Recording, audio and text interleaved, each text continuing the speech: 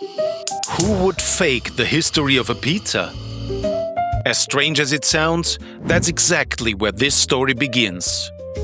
In 1889, a Neapolitan pizzaiolo supposedly created Pizza Margherita for Queen Margherita of Italy. He topped it with tomato, mozzarella, and basil. A royal masterpiece, a perfect story. There's just one problem.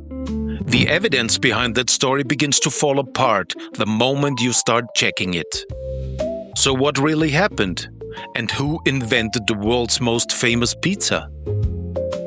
Here's what genuinely surprised me when I started looking into this. Pizza wasn't Italy's pride. It was Naples' cheapest street food. The food of the Lazzaroni, the poorest people in the city, sold on street corners, left out in the sun, eaten by flies. Carlo Collodi, the man who wrote Pinocchio, called it elaborate filth. Samuel Morse, yes, the Morse code guy, called it nauseating. Said it looked like bread pulled from a sewer. And yet, everyone was eating it. Alexandre Dumas visited Naples in the mid-1800s and wrote that the poor ate exactly two things: pizza and watermelon. Pizza in the winter, watermelon in the summer. That was the diet. And the pizza he described wasn't a delicacy. It was survival food. Week-old slices sold by boys on corners. Frozen in the cold, yellowed in the sun. Sold for a single soldo to anyone who could spare it. When I read that celebrated authors and inventors were calling pizza filth, sewer bread, an insult to good taste, I had to stop. Because none of that sounds like the dish the whole world now treats as the symbol of Italian elegance. But here's what's remarkable. Even in that state, nobody could stay away from it. Writers described pizza shops where Neapolitan dukes sat shoulder to shoulder with their own coachmen and barbers. The same dirty benches, the same cheap wine from next door. Pizza was the only thing in Naples that made everyone equal. For a few centesimi, a duke and a beggar ate the same meal off the same counter, and nobody thought twice about it. So, if pizza was already everywhere, beloved by every class in the city, it didn't need a queen to make it famous. So why did the story happen at all? In 1889, Queen Margherita and King Umberto I arrived in Naples.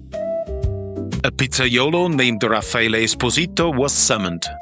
He brought 3 pizzas. The third, tomato, mozzarella, and basil, was her favorite. He named it after her. Days later, a letter arrived confirming the pizzas were excellent. A perfect story, except none of it holds up. The problems appeared immediately. First problem, the king and queen weren't even at that palace the day this supposedly happened. Second problem, the letter wasn't found until the 1930s, right after the family renamed the pizzeria and needed a marketing story. Third problem, the signature doesn't match any other document from that era. And the seal? It's one used decades after the date it claims. Then came the detail that made almost everyone stop defending the story. Raffaele Esposito had renamed his restaurant Pizzeria della Regina d'Italia, Pizzeria of the Queen of Italy, back in 1883, 6 years before her visit. He was building that association long before she ever arrived, and long before there was any letter to forge. So historians have called it what it almost certainly is, a forgery. But the pizza itself?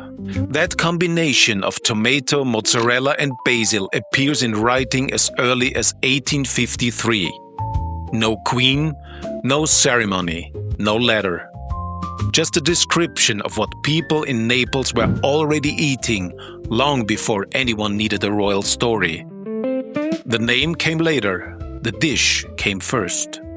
So the next time you order a margherita pizza, you're not eating a tribute to royalty. You're eating what the Lazzaroni ate on street corners, what Dumas watched people devour at midnight, what a city built out of poverty turned into something the whole world wanted. Follow the history, not just the recipe. More dishes are waiting.